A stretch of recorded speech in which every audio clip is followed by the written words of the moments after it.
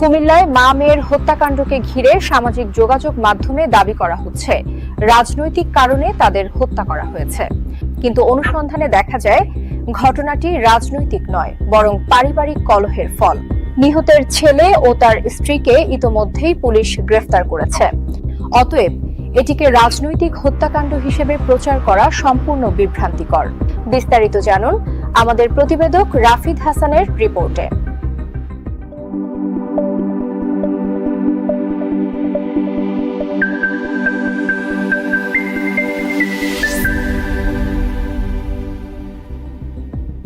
সম্প্রতি সামাজিক যোগাযোগ মাধ্যমে একটি ভিডিও ছড়িয়ে বলা হচ্ছে, কুমিল্লায় মহিলা আওয়ামী লীগ নেত্রীর মা ও মেয়েকে ইউনুসের সন্ত্রাসীরা নৃশংসভাবে হত্যা করেছে।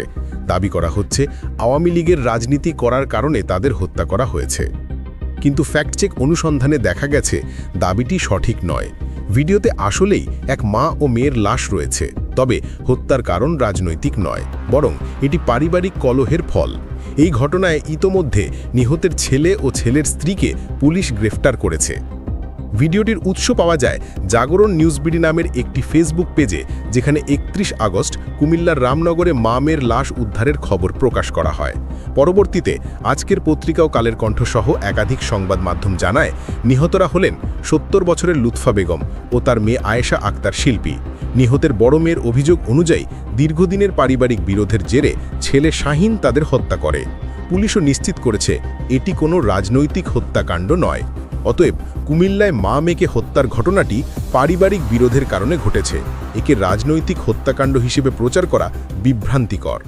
একটি ভুল তথ্য সমগ্র সমাজকে বিভ্রান্ত করতে পারে, তাই তথ্য যাচাই করুন, গুজব থেকে সতর্ক থাকুন।